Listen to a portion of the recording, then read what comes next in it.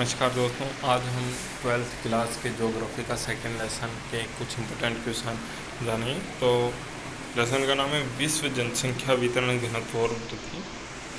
इसके छोटे क्वेश्चन हैं जो 1 नंबर में आ सकते हैं। 21वीं सदी के प्रारंभ में विश्व की जनसंख्या कितनी? लगभग 6 अरब। अगला क्वेश्चन है जनसंख्या घनत्व किसे कहते हैं? तो प्रति इकाई क्षेत्रफल निवास करने वाले व्यक्तियों की औसत संख्या को जनसंख्या घनत्व कहते हैं, यानी कि total of population of divide by total area. विश्व में किस महाद्वीप में सबसे अधिक जनसंख्या वृद्धि पाई जाती है? अफ्रीका महाद्वीप में। जनसंख्या की वास्तविक वृद्धि की गणना कैसे की जाती है?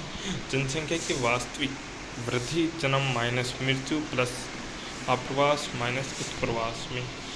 नंबर 5, किस महाद्वीप में जनसंख्या वृद्धि दर लगभग 0 है? यूरो महाद्वीप। अगला क्वेश्चन है एशिया की जनसंख्या के संबंध में जॉर्ज केसरी की टिप्पणी क्या है? एशिया में बहुत अधिक स्थानों पर कम लोग रहते हैं और बहुत अधिक स्थानों पर ज़्यादा लोग रहते हैं। विश्व जनसंख्या की वर्तमान वार्षिक दर क्या है? 1.4%। जनांकीय संक्रमण सिद्धांत की प्रथम अवस्था के 2 महत्वपूर्ण लक्षण बताइए। उच्च प्रजननशीलता तथा उच्च मातृता। अगला क्वेश्चन है अफ्रीका की संघनित जनसंख्या वाली एक खनिज पेटी का नाम बताइए। कटंगा, जाम्बिया, तांबा पेटी। अगला क्वेश्चन है विश्व में किस देश की वृद्धि दर सर्वाधिक है? लाइबेरिया 8.2%। अगला क्वेश्चन 11वां विश्व में किस देश की वृद्धि दर सबसे कम है? वो है लेटविया -1.5%।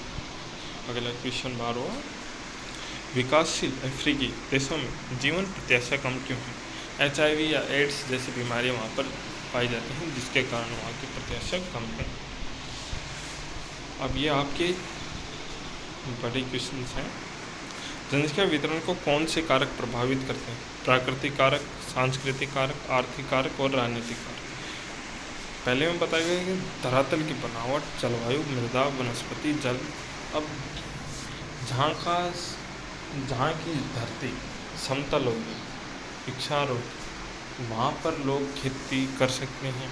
जहाँ की जलवायु अच्छी होगी, जहाँ की मृदा उपजाऊ होगी, जहाँ की वनस्पति भी अच्छी होगी, खनिज पदार्थों की पूर्ति होगी, तो वहाँ पर लोग ज़्यादा पाए जाते हैं। सांस्कृतिक कारक, इनमें धर्म, भाषा, संस्कृति और कोई भी इंसान अपने से रिलेटेड के पास ही रहना पसंद करता है, चाहे वो धर्म से रिलेटेड हो या भाषा से या संस्कृति से। वो अपने जैसे लोगों के पास ही ज़्यादा रहना पसंद करता है और इसी तरह एक स्थान पर एक ही भाषा बोलने वाले लोग अधिक दिखाई पड़ते हैं। आर्थिक कारक, इनमें यातायात के साधन, उद्योग कारक सम्मिलित हैं। इनमें ट्रांसपोर्ट के बारे में बताया गया है कि वहाँ पर जहाँ हर सुविधा उपलब्ध होगी, ट्रांसपोर्ट की सुविधा भी उपलब्ध होगी, वहाँ पर भी जनसंख्या अधिक पाई जाती है। राजनीतिक कारक, अशांति, शुद्ध, जहाँ पर अशांति रहती है, युद्ध आदि कारक होते हैं, वहाँ पर जनसंख्या बहुत ही कम पाई जाती है, लाइक जम्मू एंड कश्मीर। और जहाँ शांति होती है, जैसे आप हरियाणा, दिल्ली और भी कई जगहों पर जहाँ पर शांति होती है, जहाँ पर आतंक का कहर नहीं होता, तो वहाँ पर लोग ज़्यादा रहना पसंद करते हैं, वहाँ पर लोग अपने आप को सुरक्षित महसूस करते हैं। अगला क्वेश्चन है प्रवास के प्रतिक्रिया कारक और इनको कोयले और पुश फैक्टर भी कहा जाता है। इसमें सिर्फ ये बताया गया है कि लोग अपनी आजीविका, अपने बच्चों की शिक्षा, अपनी हर ट्रांसपोर्ट, हर सुख सुविधा टाइम से मिलने के लिए वो लोग शहरों की तरफ आकर्षित होते हैं और वो जाते हैं, जिसे पुश कहा जाता है, यानी कि धकेलना कहा जाता है कि वो उसकी तरफ आकर्षित हो। इसमें सिर्फ यही बताया गया है जनसंख्या की ग्रामीण। ये कुछ पॉइंट्स ये आप याद कर लीजिएगा। जनसंख्या के गणितीय काय के घनत्व में अंतर स्पष्ट। इसमें लोगों की जनसंख्या का घनत्व और कितने जनसंख्या के लोग कृषि पर जुटे हुए हैं उनका घनत्व। इस कायिक घनत्व वाले में बंजर भूमि की गणना नहीं की जाती। जो उपजाऊ भूमि नहीं है उसकी गणना नहीं की जाती, केवल इसमें उपजाऊ भूमि जिसमें खेती की जा सकती है, केवल वही भूमि की इसमें गणना की जाती है। तो इसके भी कुछ पॉइंट हैं, आप याद कर लीजिएगा। जन्म दर तथा मृत्यु दर में स्पष्ट कीजिए। एक वर्ष में जनसंख्या के प्रति 1000 व्यक्तियों पर किसी देश में जन्मे जीवित बच्चों की संख्या की जन्म दर कहते हैं, और जनसंख्या की 1000 व्यक्तियों पर किसी देश या क्षेत्र में मरने वाले संख्या को मृत्यु दर कहते हैं। ये भी कुछ पॉइंट है, ये आप याद कर लीजिएगा। किसी देश की जनसंख्या तीव्र गति से बढ़ने पर वहाँ के कारण क्या, ये सबसे इम्पोर्टेंट क्वेश्चन है, ये आ भी चुका है हरियाणा बोर्ड में आ चुका है। ये भोजन की समस्या हो जाती है, भाई लोग ज़्यादा रहेंगे तो भोजन की समस्या तो वैसे भी हो जाती है। आवास की समस्या, ज़्यादा लोग रहेंगे, रहने के लिए जगह नहीं मिलेगी तो फिर वो वहीं झुग्गी झोपड़ियाँ डालनी पड़ सकती हैं। बेरोजगारी, रिक्वायरमेंट्स कम होती हैं और लोग ज़्यादा होते हैं, तो कुछ लोग उधर चले जाते हैं और फिर भी बेरोजगारी वहीं की वहीं रह जाती हैं, वहीं की वहीं रह जाती हैं। निम्न जीवन स्तर, अधिक जनसंख्या के कारण प्रति आय कम हो जाती है।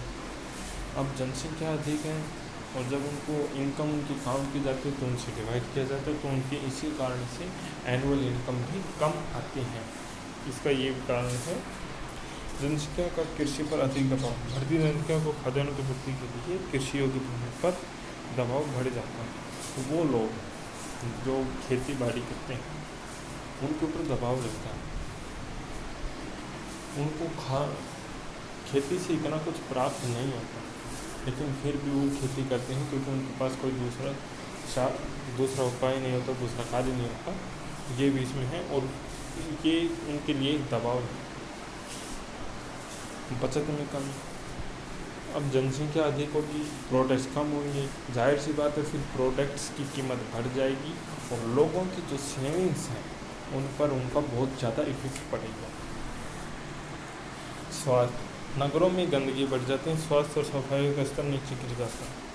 अब जहाँ पर पॉपुलेशन अधिक होगी वहाँ पर ज़्यादातर गंदगी पाई जाती है, बढ़ जाती हैं, सफाई कम होने लगेगी, उनका सफाई स्तर नीचे गिर जाएगा। अगला जनांकीय संक्रमण की 3 अवस्था में,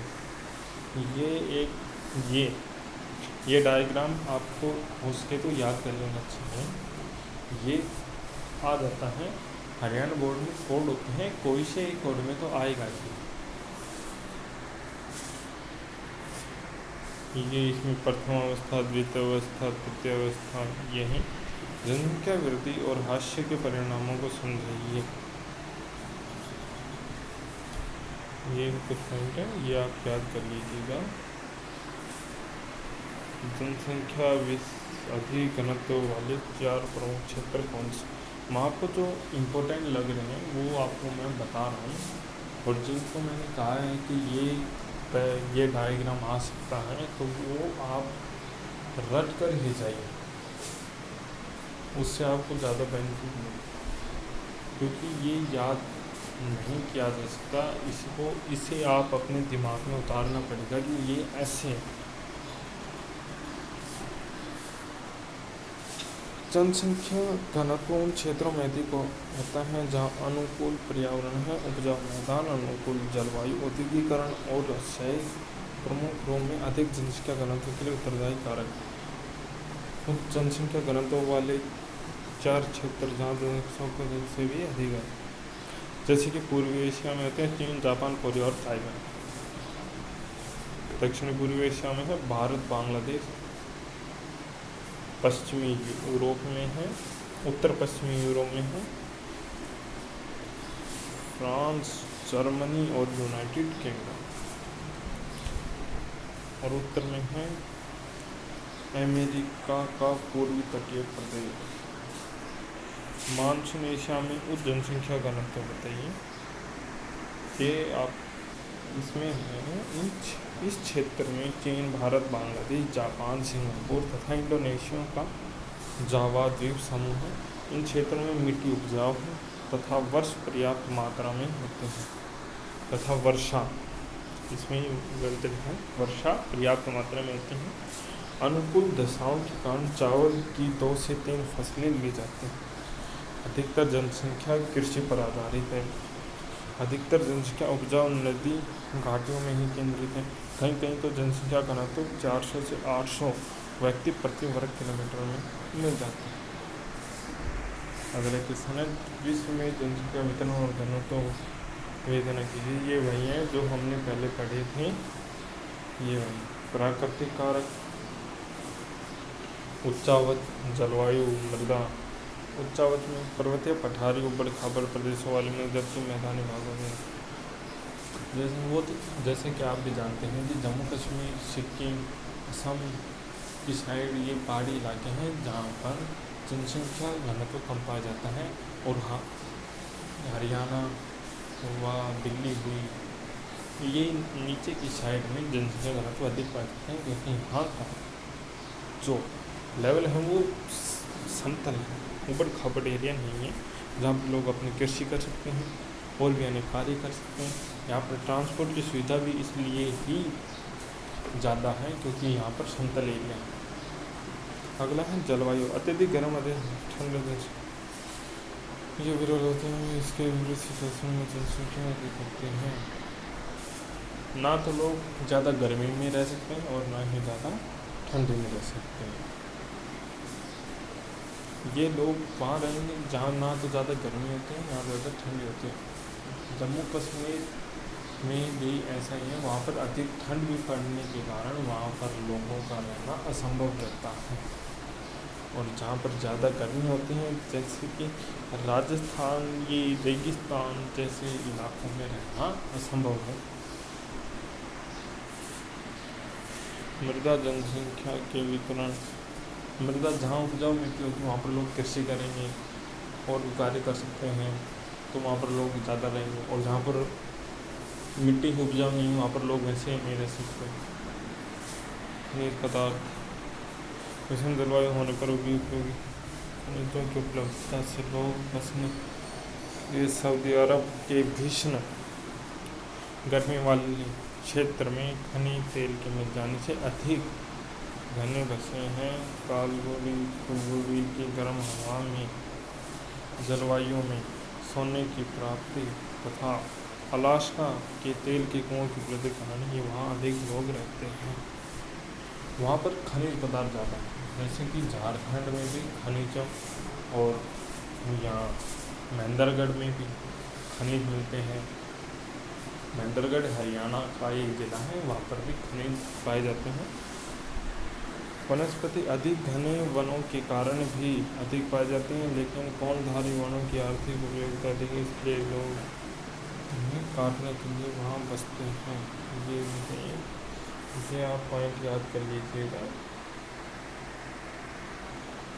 ये मैप है, ये तो आपको नोटबुक में ही बनाना पड़ते हैं। ये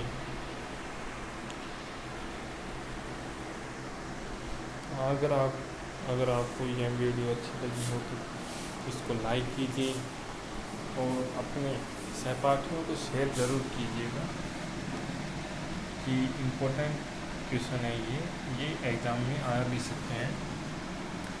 और अगर आप हमारे चैनल पर नए हैं तो इसको सब्सक्राइब करना ना भूलें, क्योंकि अभी ये चैप्टर्स शुरू हुए हैं। ये आपके सारे चैप्टर्स के सभी इम्पोर्टेंट क्वेश्चन आपको सेंड किए जाएंगे। डिस्क्रिप्शन पर व्हाट्सएप नंबर होंगे। अगर आपको फर्स्ट क्लास से 12th क्लास तक की NCERT की कोई भी बुक चाहिए वो आपको हम PDF के द्वारा उपलब्ध करवाएंगे। धन्यवाद।